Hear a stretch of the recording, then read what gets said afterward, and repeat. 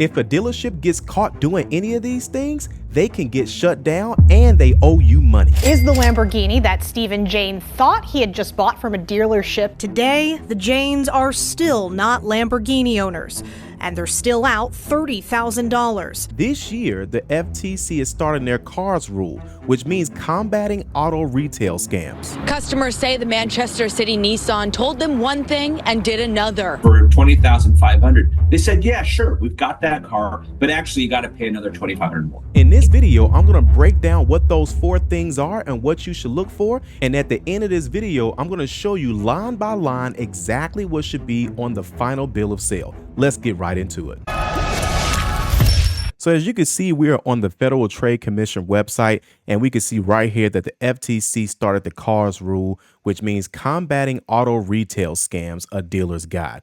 In short, the CARS rule is to add truth and transparency to the car buying and leasing process by making it clear that certain deceptive and unfair practices are illegal. For example, all right, so as we know, this does not get started until July 2024, which, by the way, if you all are looking to get a bad credit auto loan near you, you can scan this QR code and it's going to find dealerships that not only have the inventory for people that have credit scores under 620, under 500, under 400 near you. And of course, you can also download my free credit ebook today. So the very first thing that's now going to be illegal in 2024 is going to be the good old bait and switch. All right. So for those of you who don't know what bait and switch is, this is essentially just like this cheese here, right? The cheese is, hey, we have this car that's $20,000. It's normally $25,000. But when you get inside the dealership, all of a sudden they don't have that car anymore, or whatever it was that they promised you. And now that you've gotten to the dealership, now that you're physically there, they're going to essentially switch you to something else, also known as bait and switch. This is going to be illegal, and you will be able to report this directly to the FTC. Now, bait and switch can be a lot of different things. It can be either an incentive that they told you about, and then you get there, something changes. It could be a price point. It could be a used car, a new car, anything where they're saying, hey, we're going to do this for you, or we're going to have this for you. And then you actually get to the dealership, and then all of a sudden things change. And that's why they want that to now be illegal, because a lot of people were complaining that, hey, I drove hundreds of miles to do these things, to actually see this vehicle, and all of a sudden things just never happen, like this story here. Watch this. Next is going to be junk fees. Now, here's the full list of the most common junk fees in America today. All right. Number 1 is going to be tax on the rebate. OK, so now tax on the rebate simply means that if you buy a car and it has a rebate, whether it's a $500 rebate, a $2,000 rebate, for those who don't know, rebates on cars are not like rebates when you're in the store, okay? You know, like when you go to like the grocery store, department store, they have like a cashback rebate, and you got to fill out a form. You go online, you got to send a blood sample, you got to send a piece of your children's hair just to get $5 back. This ain't that, all right? So when you're buying a car and there has a rebate on it, that's an instantly applied discount. So what some dealerships were doing, they were telling people they had to pay tax on the rebate. I know it sounds crazy, but some people have been falling for it for years. And of course, that is now illegal. Also, random fees. For example, smog fees. Now, it says not in California. What I mean by that is that there are some states like California that do have something similar to a smog fee or something like that. What dealerships were doing, they were looking for random fees that states had legitimate in their states, and then they would then say, hey, we charge that fee too, when in reality, the fee didn't exist in that state. But there are some states that do have smog fees. But then there's some people that have inspection fees, reconditioning fees, and all just type of repair fees. Listen, there's nothing additional. But like I said, stick around to the end of this video. I'm going to show you every single line item that should be on a bill of sale. All right. Next is going to be checking for warranties that are on your contract. All right. So a lot of times we'll say, hey, I want to buy a car. This is what I'm looking for in a car. my monthly payment is I want to be around is 350, 400, or whatever that number is. And then you end up going to the dealership, and then all of a sudden they say, hey, we tried to get you at 350. We were able to get you at 415 a month. And you know what? And here's the car and everything. Obviously, you either are leaving out of an older car or no car at all or whatever. It's going to feel good because it's a nice car. Now you have emotion involved, right? Now you end up signing paperwork and you don't even look at the stuff. And then now you end up paying for a lot of just random junk stuff. OK, so, for example, look to see if there's any warranties on your paperwork. Now, it's nothing wrong with a warranty, but what you don't want is them slamming a warranty on your paperwork, which means they've added it, but they didn't tell you that you added it. You know how many people actually have warranties, or worse, they could have used a warranty that they didn't know that they had, and they end up paying out of pocket for services because they had no idea that they had warranties on their bill of sale or that they financed it. OK, also gap protection. There's absolutely nothing wrong with gap protection. One of the smartest things ever to be created. For those who don't know what gap protection is, it's really simple. Let's say, for example, you take out a $15,000 auto loan, right? But the vehicle is worth about, let's say, $12,000. You get into an accident, the car is totaled, you're safe, but the car is all beat up and totaled out. So again, it's worth $12,000, but you owe $15,000, right? So without gap protection, if that car's totaled out, you're still responsible for that $3,000. This is how some people inadvertently end up with repossessions on their credit reports simply because they did not have gap protection, number one. And number two, they said, I'm not going to pay for something I don't have. I don't have the car anymore. Why would I pay the difference between what I owe and then what I actually took out the loan for? Well, if you have gap protection, it essentially pays that gap, right, between that $12,000 and $15,000 directly to the auto lender. That way, if something does happen, you are at least covered. OK, again, nothing wrong with having gap protection. Again, the problem is that when people don't ask for it or they had no intention on adding it, and that's going to affect your monthly payment. OK, so look out for things like that. Also, something that's been on the rise is called Etch. Some of you guys, it goes by a lot of different names, but it's essentially when they put a serial number on your vehicle windows. If you got any type of almost looks like a watermark on your windows, that is called Etch. It has a lot of different names on it, and there's a lot of different aftermarket just crap that people can sell. I'm not saying that some stuff is crap and some stuff is actually good. Like they have this Rain-X that lasts for over a year, or they may have some type of reconditioning, package. And then you just go to the dealership a set amount of times per year. And then you could actually get your vehicle like deep cleaned and stuff like that. There are some things that actually do make sense. The problem is that when people don't know that they have it, OK, and they're financing it, and it turns a $600 package into a $1,200 package just because you've had it for so long and you're paying interest on this stuff. You are paying interest on everything that's inside of that auto loan. OK, so just be careful with that because they say it protects security and parts. That is 100% illegal. Is the Lamborghini that Stephen Jane thought he had just bought from a dealership in Powell. He lives in Florida, ordered the car online in June using a popular website he thought he could trust. Now Jane and his wife are out tens of thousands of dollars with nothing to show for it. When Stephen Jane saw this Lamborghini on CarGurus.com, he also saw a business opportunity. Some people in my real estate office actually rent their vehicles out, normally higher end vehicles, and make money that way. From his home in Florida, he contacted the dealership, Lux Auto Depot in Powell.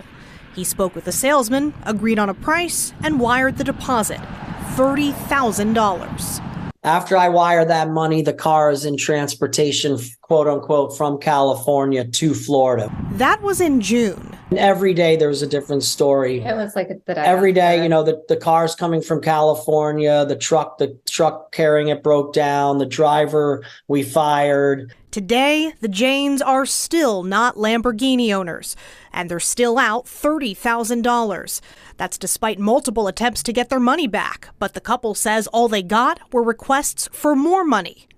And then told me that he would be missing out on his commission and how much money could I give him.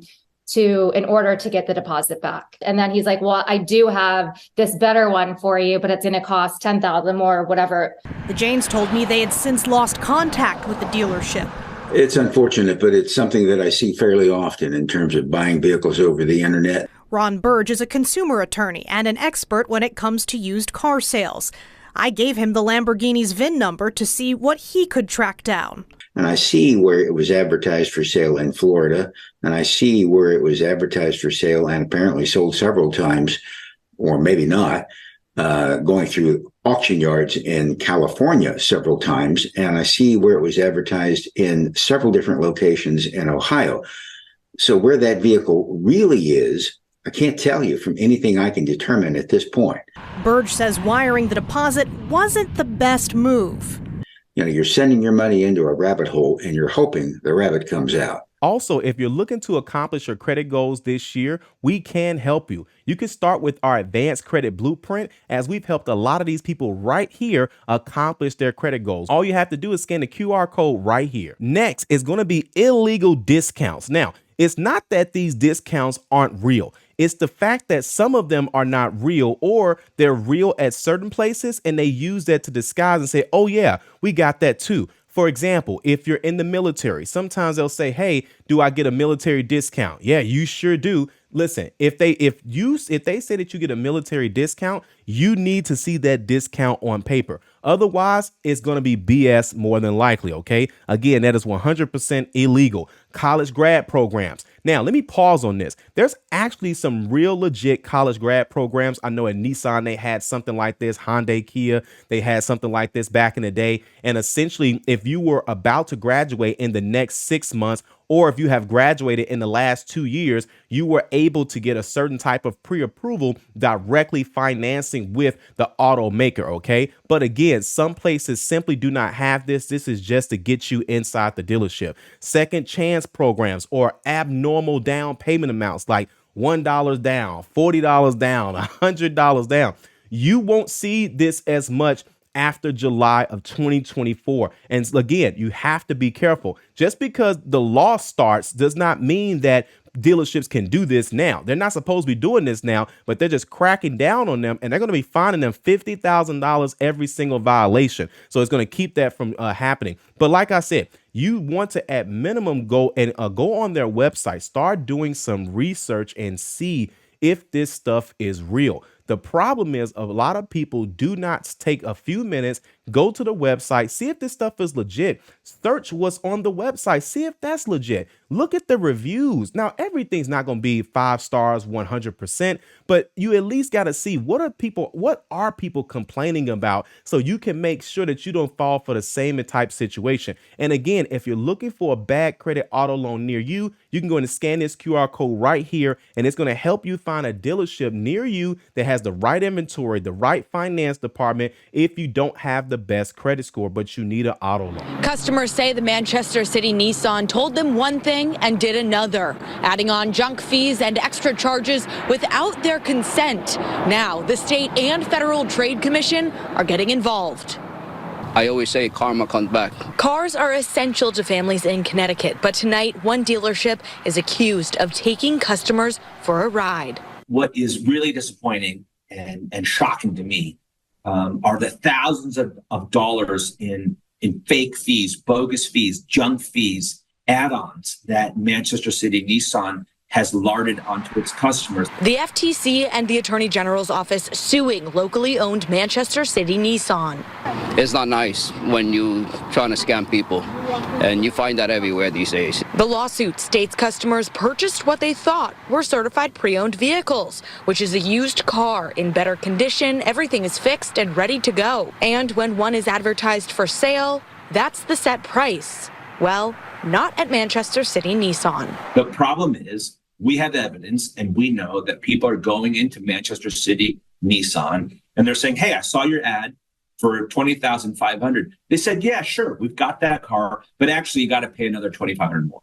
In one case, the lawsuit alleges the business advertised a certified 2017 Nissan Rogue for $15,700, but charged the buyer a $5,000 inspection fee for a vehicle that was advertised as already inspected.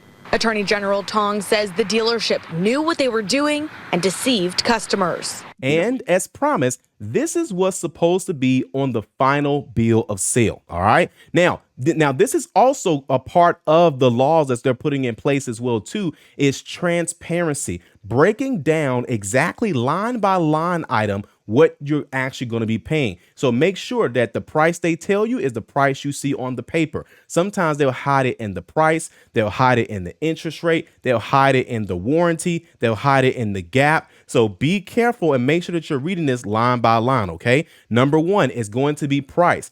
That's pretty simple. You told me it was $20,000 outside. You told me it was $20,000 at your desk. When I get to this finance department, it better be $20,000 on this paperwork. You also can see the paperwork before you go into the finance office. A lot of people just wait till they get to the finance office and then they start seeing everything. No, you can see everything before you go into the finance office. The finance manager is simply there to answer any questions and make sure that the paperwork is filled out properly. But you can see all the paperwork at the salesman's desk before you even go into the finance office. The finance manager is trained, and of course, to not only on different types of things that you can buy. It's not that they're trying to get over on you. In some cases, a lot of times they're just educating you on things that you do want. Some people do want an extended warranty. Some people do want maintenance or prepaid maintenance. Some people do want gap or any of those other things I mentioned before. Next is going to be taxes. OK, so you have to know exactly what those taxes are. Usually the taxes are going to automatically be calculated. But again, it's going to be based on that price. OK, so make sure you pay attention to those numbers. Title. Now that's going to be title, and along with plates as well, too. You have title fees, you have plate fees. Then see if you want to actually go with new plates or old plates.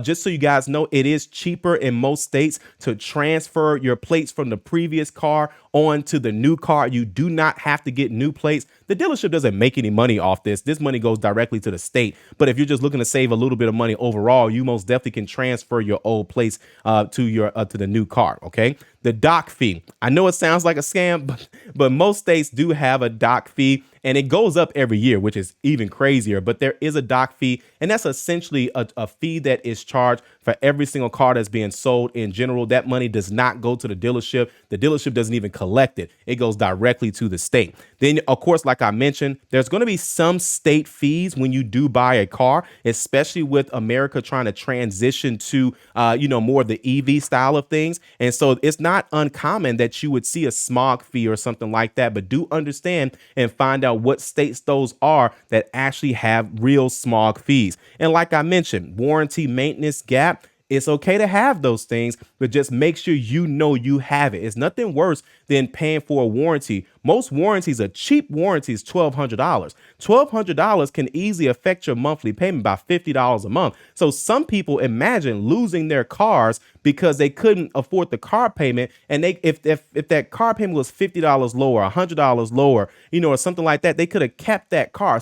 I can only imagine how many repossessions happen simply because people had stuff on there that they financed and it pushed their monthly payments up. And then all of a sudden they put themselves in position and now they couldn't afford the monthly payment and they ended up losing the cars. OK, so keep an eye on that as well. And last but not least is going to be the interest rate. Now, let me break this down. With interest rates, you have what they call the buy rate and you have what they call the show rate. Make sure that you are able to actually see the buy rate. The buy rate is essentially the rate that is given to the dealership. In most cases, they say, hey, dealership, here's the rate that we're giving you, but here's the max that you can go. A lot of times they let them go half a point, 1 full point, 2 full points. OK, which means that if you see your paperwork says 7% interest, there's a chance that you actually are at 5% or 5.5% or 6%. Right. So you need to make sure that you're paying attention to the rate because they can adjust the interest rate and then play around with the warranties or the numbers on the back end. And then what that does is that affects your monthly payment. And so but there are some times where it may make sense to you because you say, you know what? I want to add a warranty. I want to add gap. They add it to it. They add it to the loan. And then you say, oh, that monthly payment is much higher than what I want it to be. Never mind. I don't want it anymore. Right. And then they say, well, you know what? Let me adjust the interest rate so I can bring that monthly payment down, which means let me still get this sale on this back end stuff. And then let me try to make it work for your monthly payment. OK, so again, One way to avoid this is to already come pre-approved to the dealership. You can go with any bank you want to go with, okay?